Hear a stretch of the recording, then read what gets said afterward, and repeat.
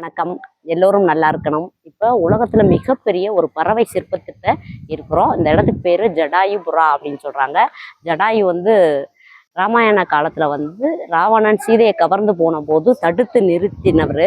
ராவணன் அவரோட ஒரு ரெக்கையை வெட்டிடுவாரு. அந்த மாதிரி ரெக்கை வெட்டி விழுந்த இடம் தான் இந்த இடம் அப்படின்னு சொல்றாங்க. இந்த ரெக்கை வெட்டி அந்த ரெக்கை விழுந்த இடம் தான் இந்த இடம்னு சொல்லிட்டு அதில் கற்களாலான இந்த மலை மேலே கற்களான இந்த ஒரு சிற்பத்தை செஞ்சுருக்காங்க. இதில் எல்லா பெண்களுக்குமான ஒரு பாதுகாப்பு அரணா அன்னைக்கு ஜடாயு இருந்ததுக்கு நினைவாக அழகான ஒரு வாசகம் கொடுத்துருக்காங்க.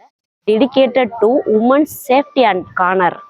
ஒரு பெண்ணை மரியாதை நிமித்தமாகவும் அவங்கள பாதுகாக்கக்கூடியதும் ஒரு ஆணோட கடமை அப்படிங்கிறத உலகத்துக்கு உணர்த்துற இந்த உன்னதமான இடத்துல நம்ம இருக்கோம். ஜடாயுக்கு நன்றி, கோடான கோடி நன்றி. எந்த ஒரு தியாகத்திற்கும் எப்பவுமே ஒரு பெருமை இருக்கும். அந்த மாதிரியான ஒரு இடத்துல நம்ம இருக்கிறதுல நமக்கு பெருமை. நன்றி. வாழ்க வளமுடன்.